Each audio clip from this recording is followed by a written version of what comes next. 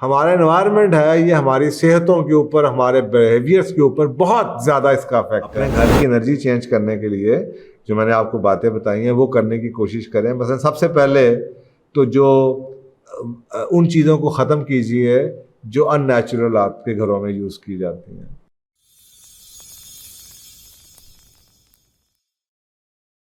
तो देखें, जस्ट वो आपको जो नए लोग हैं उनके लिए उनकी मेमोरीज़ को फ्रेश करने के लिए मैंने एक प्रोग्राम होलिस्टिक हेल्थ का किया था।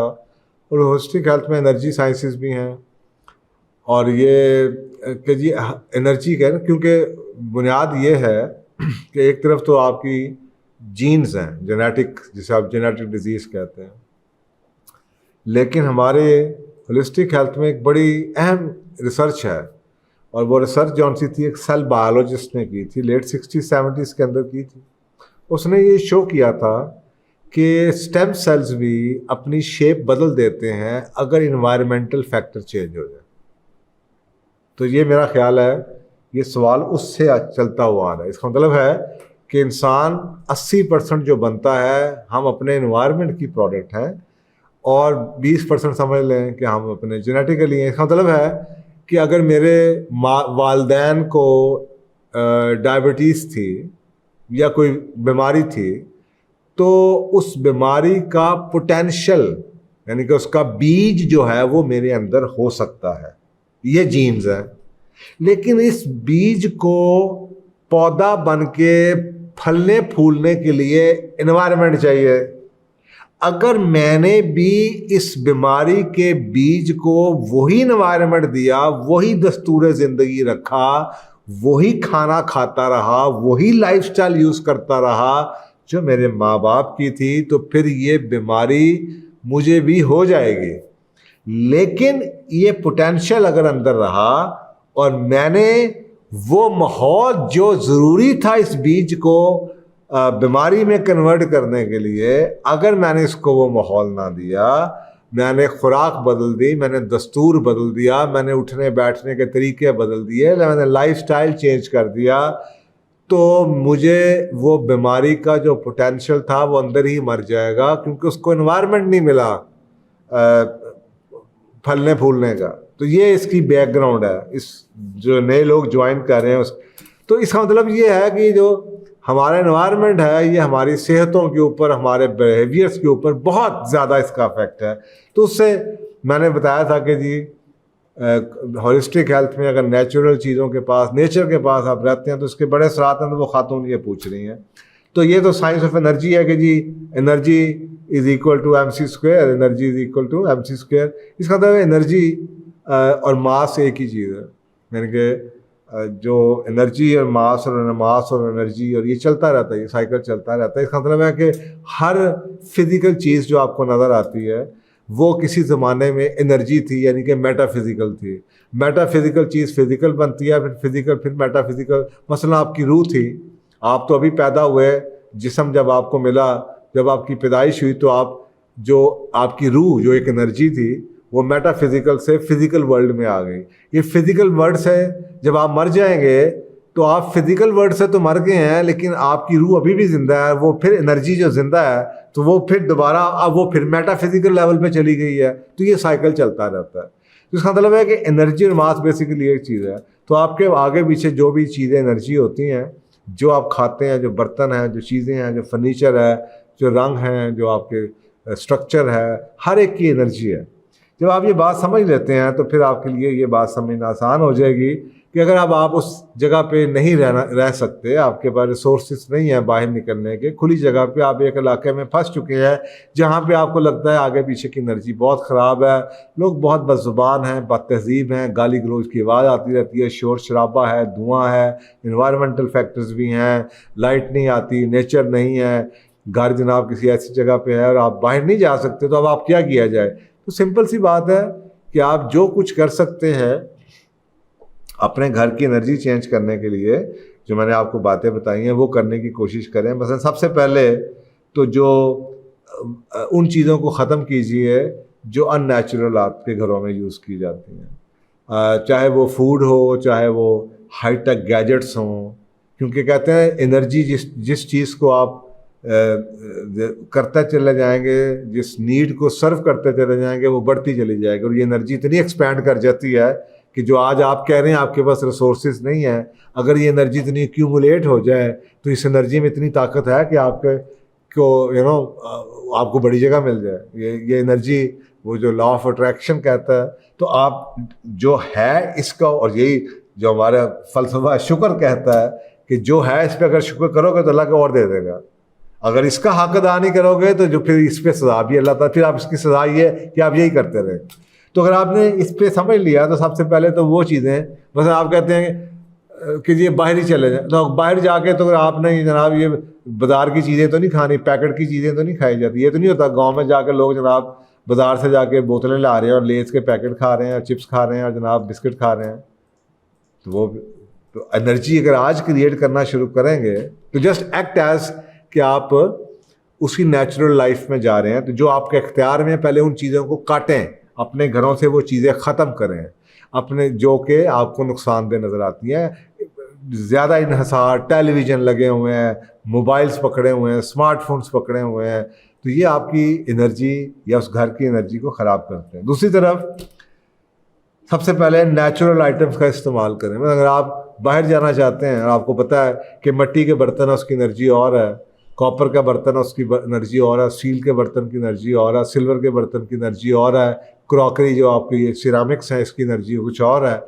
तो अगर आप उसमें बैक टू बेसिक्स में जाना चाहते हैं तो आप नेचुरल चीज़ें करें। आप जिस मर्जी घर में रहते हैं आप मिट्टी के बर्तन में खाना खाएं, मिट्टी के गिलास में पानी पिएं, मिट्टी में जनाब आप घड़े में पानी इस्तेमाल करना शुरू करें। तो ये नेचुरल चीज़ें, नेचुरल खाना शुरू करें, सब्जियां दालें जो आपको नेचुरल मिलती हैं घर में पकाना शुरू करें। तो ये चीज़ें तो आप इससे डिपेंड नहीं करता कि आप किस जगह पे रहते हैं। इसी तरीके से दूसरे लेवल पे आप ये कर सकते हैं कि अपने फिजिकल इन्वायरमेंट को इम्प्रूव करने के लिए नेचर के पास आप नहीं जा सकते तो अपने घर में तो नेचर को लेके आ सकते हैं आप। अब इसका आसान तरीका ये है कि अगर आपके पास छोटी सी बालकनी भी है तो आप उसमें प्लांट्स उगाएं, घर के अंदर गमले रखें, कमरों में गमले रखें। अपनी छत अगर आपके पास है तो छत के ऊपर आप तो बड़ा बड़ा कुछ होता है, लोगों ने छतों के ऊपर जनाब सब्जियां लगाई हैं, गमले रखे हुए, क्या कुछ किया हुआ है, परिंदे रखे हुए हैं। तो अगर आप नेचर के पास नहीं जा सकते तो अपने घर के अंदर नेचर लानी शुरू करें, लाइट लानी शुरू करें। अगर आपके घर में लाइट नहीं आती, खिड़की नहीं है, खिड़की निकलवा लें ताकि आपको सूरज की रोशनी आ सके। रोशनी नहीं कमरे में आ सकती तो कोई ऐसी जगह बना लें जहाँ पे सुबह आपको रोशनी मिल सके, आप उस रोशनी में बैठ सकें। इसी तरीके से प्लांट्स, जैसे मैंने आपको बताया, ग्रीनरी ऐड कर लें, परिंदे ऐड कर लें। इसी तरीके से नेचुरल कल्चर जौन सा है जो कि बैक टू बेसिक का, गांव जैसे पुराने गांव होते थे उनका कल्चर होता, सुबह जल्दी उठना, रात को जल्दी सो जाना, शाम होते ही रात हो जाना, इकट्ठे बैठ के खाना खाना, और जनाब लकड़ी की आग पे खाने पकाना। जो जितना उस कल्चर को आप ऐड कर सकते हैं अपने करंट घर में रह के, करंट एनवायरनमेंट में रह के, इकट्ठे बच्चों के साथ एक बैठ के खाना, चौकड़ी मार के खाना, ज़मीन पे बैठना शुरू कर देना, हैवी किस्म के बड़े बड़े जनाब सोफ़े और जो इमारत की चीज़ें उनको कम करना, सादगी अपनाना, छत पे सोना, खुली हवा में देखना। तो जो आप नेचुरल चीज़ें अपने करंट जगह पर रहते हुए ऐड कर सकते हैं, जिसमें पहली चीज़ मैंने आपको बताई नेचुरल आइटम्स को ऐड कीजिए, जैसे मिट्टी के बर्तन। दूसरी तरफ मैंने आपको बताया कि अगर नेचर के पास नहीं जा सकते तो नेचर को अपने घर में ले आइए, जितना भी ला सकते हैं, गमले रख लीजिए, पौधों को रखिए, ग्रीनरी ऐड कीजिए, सब्जियां घर में लगाइए। तीसरी चीज़ मैंने आपको बताया कि नेचुरल एनवायरनमेंट का जो कल्चर है, सुबह जल्दी उठना, रात को जल्दी सोना, इकट्ठे बैठ के खाना खाना, सालन पकाना। अब ये अजीब सी बात है कि नेचर में आप जाना चाह रहे हैं और आपके घर में बैठे सारे लोग जनाब बर्गर खा रहे हैं। तो भाई अगर बर्गर खाने हैं तो भीतर ही रहे ना आप। तो अगर नेचुरल कल्चर क्या है कि फिर घर में हंडिया पक रही है, चूल्हे के इर्द गिर्द सारे लोग बैठे हैं, अम्मा जनाब चूल्हे से रोटी पका रही है, बच्चों के मुंह में डाल रही है, मियाँ खुश होकर खाना खा रहा है, 4 रोटी आप खा रहे हैं। तो फिर ये नेचुरल कल्चर तो ये है कि आपके घर में सालन पक रहा है, रोटियाँ, हम बच्चों ने आपके जनाब चिप्स के पैकेट पकड़े हुए हैं, दूसरा जनाब साथ कोक पिए जा रहा है, एक जनाब चॉकलेट पकड़ के बैठा हुआ है और आप कह रहे हैं जी अल्लाह हमें घर बढ़ा देगा तो फिर हम जाएंगे, तो वो एनर्जी कब बनेगी? वो एनर्जी उस वक्त बनेगी जब आप जो आपको दिया हुआ है उसका हक पूरा करें। यहाँ पे तो पहले नेचर पूरी करें कि अल्लाह आपको फिर उस एनर्जी इतनी जनरेट हो कि अल्लाह आपको बाहर उस माहौल में भी ले जाए। तो ये जो आज कर सकते हैं इसको कीजिए। ये तो 3 चीज़ें होगी। चौथी फिर फाइनली ये है कि अल्लाह की रहमतें अपने घरों में लेके आएँ, यानी कि जो आपके गंदे असरात हैं उस माहौल के, तो साफ ज़रा एनर्जी अगर ख़राब है उससे, मैं अक्सर कहता हूँ कि आप घरों में टेलीविज़न लगे हुए हैं, डांस गाने हो रहे हैं, फाशी और यानी चल रही है, तो अगर आप अपने घरों में उस एनर्जी में ये है तो अपने घरों में उस बिल्डिंग में, साथ वाले घर में, साथ वाले कमरे में, नीचे दुकान पे, बाज़ार में, पता नहीं क्या कुछ वाहियातें हो रही हैं, क्या बदज़ुबानियाँ, बदकुलामियाँ, बद तहज़ीबियाँ हो रही हैं, और आपका घर उसी जगह पे है, तो फिर अल्लाह की रहमतें कैसे आप पे आएंगी? तो कम से कम अपने आप को डिफ्रेंशिएट करने के लिए अपने घर में कुरान की तिलावत का मामूल बनाइए। सूरह बकरा की आखिरी आयत, 4 कुल पढ़ना, दिन रात के अमाल करना, अपने घर को पाक साफ रखना, उसमें जनाब अच्छी सी बातें करना, अच्छे लेक्चर सुनना इस्लामी तरह के, ताकि उस आपके घर में वो जो बाहर की एनर्जी है जिसकी वजह से शर जिससे आप कहते हैं या ईवल एनर्जी है वो ख़त्म हो सके। तो आपके हाथ में कितना कुछ है। आप खुद सोचें, जिस घर में तिलावत होती होगी उस घर में क्या एनर्जी होगी, और जिस घर में गाना चलते होंगे, डांस और फिल्में और टेलीविज़न ऑन होगा ऊंची आवाज़ों में, और एक दूसरे की बदगुमानियाँ और बद अखलाकियाँ और चुगलियाँ और बहतान और गाली और गलोच और मार कुटाई और बदजुबानी और लड़ाइयाँ झगड़े, उस घर की एनर्जी क्या होगी। तो ये 4 मोटी मोटी चीज़ें मैंने आपको बताई हैं। फिर रिपीट कर देता हूँ, घर में नेचुरल आइटम्स को जितना डाल सकते हैं डालें, नेचर के पास नहीं जा सकते तो नेचर को जितना अपने घर में ऐड कर सकते हैं वो कीजिए।